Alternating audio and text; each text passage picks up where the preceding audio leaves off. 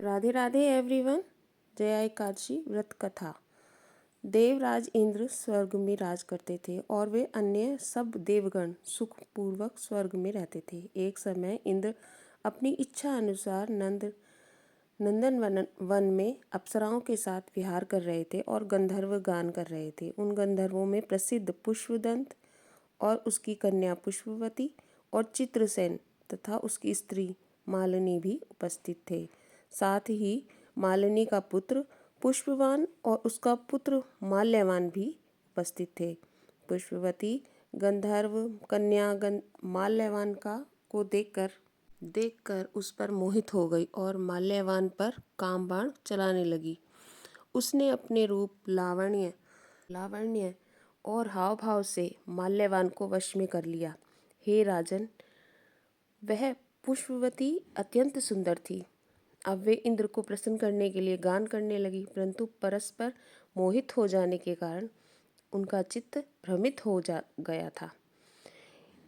इनके ठीक प्रकार न गाने तथा स्वर ताल ठीक नहीं होने से इंद्र उनके प्रेम को समझ गया और उन्होंने उसमें अपना अपमान समझकर उनको शाप दे दिया। इंद्र ने कहा, हे मूर्खों, तुमने मेरी आज्ञा का उल्लंघन किया, इसलिए तुम्हारा धिक्कार है। अब तुम दोनों स्त्री पुरुष के रूप में मृत्यु लोक में जाकर पिशाच रूप में धारण करो और अपने कर्म का फल भोगो।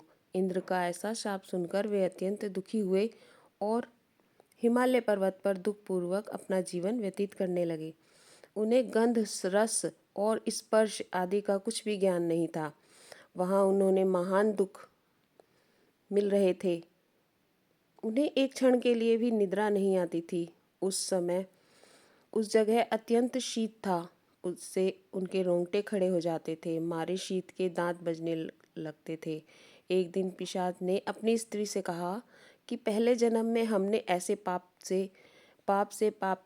कौन से पाप किए थे जिससे हमको यह दुखदायी पिशाच योनि प्राप्त हुई। इस पिशाच योनि से तो नरक के दुख सहना ही उत्तम है। अतः हमें अब किसी प्रकार का पाप नहीं करना चाहिए। इस प्रकार विचार करते हुए अपने दिन व्यतीत करने लगे।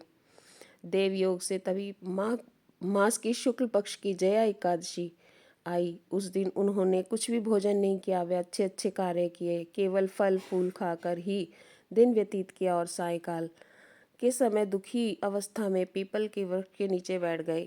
उस समय सूर्य भगवान अस्त हो रहे थे।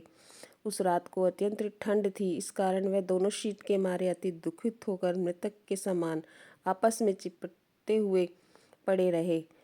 उस रात्रि को उनको निद्रा नहीं आई। जया एकादशी के उपवास और रात्रि के जागरण से दूसरे दिन प्रभात होते ही उनकी पिशाच योनि से छुटकारा मिल गया। अत्यंत सुंदर गंधर्व और अप्सरा की देह धारण कर सुंदर वस्त्र आभूषणों से अलंकृत होकर उन्हें स्वर्गलोक को प्रस्थान किया। उस समय आकाश में देवता उनकी स्तुति करते हुए पुष्प वर्षा करने लगे। सर्वलोक में जाकर दोनों ने देवराज इंद्र को प्रणाम किया। देवराज इंद्र उनको पहले रूप में देखकर अत्यंत आश्चर्यचकित हो गए और पूछने लगे, तुमने अपनी यह पिशाच योनि से किस प्रकार छुटकारा पाया? अतः हमें यह सब बतलाइए। माल्यवान बोले, हे देवेंद्र, भगवान विष्णु की कृपा और जया एकादशी के व्रत के प्रभाव से हमारी पिशाच देह छूटी है। तब इंद्र बोले, हे माल्यवान, भगवान की कृपा और एकादशी का व्रत करने से न केवल तुम्हारी पिशाच योनि छूटी है, वरन हम लोगों के भी वंदनीय हो गए हैं, क्योंकि विष्णु और शिव के भक्त हम लोगों के कृष्ण कहने लगे, हे राजन युधिष्ठिर, इस जया एकादशी के व्रत से बुरी योनि से भी मुक्ति मिल जाती है। जिस मनुष्य ने जया एकादशी का व्रत किया है उसने मानो सब यज्ञ, जप, दान आदि कर लिए। जो मनुष्य जया एकादशी का व्रत करते हैं वे अवश्य ही 1000 वर्ष तक स्वर्ग में वास करते हैं। राधे राधे एवरीवन।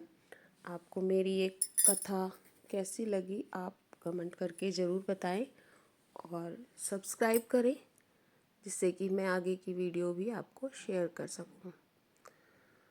राधे राधे एवरीवन। आप सब स्वस्थ हों, सुखी हों।